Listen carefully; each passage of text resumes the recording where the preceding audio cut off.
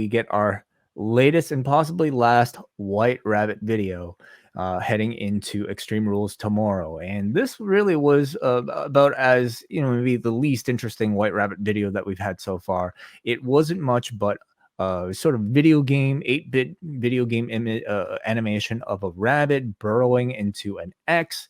The rabbit hole then explodes into a screen that reads, "Tomorrow night, 10-8-2-2," before the phrase "feed your head" is spelled out in various languages. There was a QR code that I didn't really catch. I only saw it online, but there It was a QR code at yeah, some it point went to tonight. a video of pigs with just "let me in, let me in, let me in," Yeah, repeating over and over again. I did watch the video. It was at www.com/10-8-2-2, which of course is the date for Extreme Rules.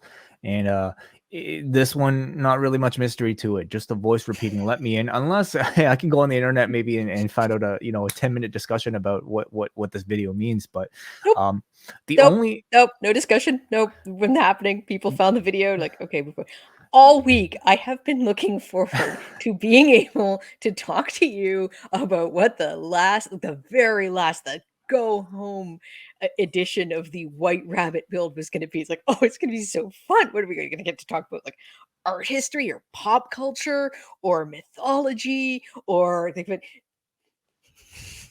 no, no, no. just a video, no deeper meaning, just and a super obvious, video linked in that QR code, like, clearly referencing stuff that we've all seen from Bray Wyatt, like, "Oh, come on. Yeah. Really?" I I'll say, Kate, I was more than grateful to not have to do any extra work trying to dissect I'm this thing sure, tonight, I'm having to sure, watch yes. 4 hours of wrestling and then take notes on top of it as well. So I Mhm. I think we've had all the teases that we need for this thing at this point. I think it's all but official that it's Bray Wyatt. The And shift did throw me a bit though, because they have gotten very sophisticated, and I think that the Mhm, it's been it just the build to this has been excellent, and they have really, like, if you watch online, the engagement that it's driving has been significant. People get really into this stuff, mhm, and I think one thing that's important to note is that this is stuff that's going to appeal to younger viewers. mhm. People in their 50s and 60s are not chasing this stuff around. They are at most looking to see what other younger people have come up with. That this is like, if you're talking about something that is going to get a younger demographic excited about your product, this is absolutely the way to do it. And for it to just go like I'm not saying that they had to, like, put the Da Vinci Code in this friggin' thing, but this seemed very weak as a way to finish this off, and I was surprised. I was wondering, like, from what I've been able to tell, this seems like it's been pretty successful. So to go back to this much, much, much more standard presentation and to strip away all the sort of gamification aspect of it. Yeah, Well, I was confused by the choice. Well, keep in mind, I mean, they do have a show tomorrow, and Mhm. even though like I think we're all expecting tomorrow to be the big reveal, there is a chance that they can throw out one little last little Easter egg, and it's also like so much of the work had already been done, and what Mhm. more can they really achieve? Now there is one little kind of, if you want to consider it an Easter egg, of course at this point we all know, Kate, to dig into the source code, the HTML, and today the message seems to be Daniel NC FC15.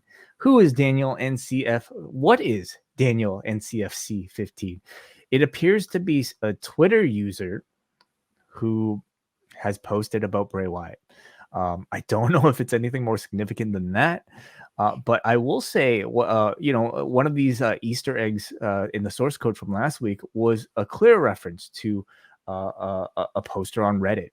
Mhm. So they are known to be referencing the audience now at this point in these things. So uh, Mhm. tomorrow will So be a there big is a little something in there tonight. That's good at least. very little, but tomorrow is going to be, I think, the ultimate test to see how much this viral marketing has worked. How clear have they been without being explicit that Bray Wyatt is going to appear tomorrow? And not to say that there's even like any great ability to measure like how Extreme Rules is going to do, but beyond Google Trends. But maybe that's it. Maybe we'll see Yeah. like if there more people are going to be paying attention. And Yeah. that is, yeah, that is a valid form of measurement. And in the absence of being able to chart things like pay-per-view buys or Nielsen ratings, then yeah, Google does become uh, a major way of evaluating the success of a marketing campaign. Last thing on Bray, tomorrow at Extreme Rules, if you're going to have to predict maybe a match or a segment in which he'll appear, what would you guess? Whew. Um, I almost think that he is going to come in separate uh from any particular match. I think that implicating him, you could have him come in. I think there'll be a tease with the between him and Alexa, but there's no program there. I think that there's a couple of other matches where he could make an appearance, but I almost think that it's going to be its own thing, because that way it still gets people to tune in on Raw and on SmackDown to see who that first feud is going to be with. I think that you can sort of stage it that way. So I don't Hmm. know if it's going to be linked to a particular match.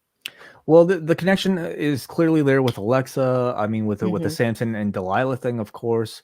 Hmm. Um, so I can see him appearing involving something with Alexa, perhaps during the Belair versus Bailey ladder match. Hmm. I don't necessarily know if we need to like draw association with him and a male wrestler for a program right away. Perhaps like we'll see. We'll see. Like if this is I more of a look, the original sort of Firefly Funhouse run was strongest like when he wasn't really tied to a particular program, and certainly before he got into the title, like he'd make his appearances, and there was long build, and then he went through a whole series just appearances where he came out and killed a legend and disappeared again, and that was actually that was pretty effective, and maybe they want to do something like that again. The the the question with Bray Wyatt is always going to, and this is the proving ground, because I think there's been a huge tendency, possibly right, to say that all of the good parts of what he was doing were his, and the bad parts were Vince and his ideas and his booking. This is, this is the ultimate proving ground, because Vince isn't there anymore. So the ability not just to create a compelling setup, but to pay that off in terms of character and story is absolutely on the line here. And this is the only chance he's going to get to do this.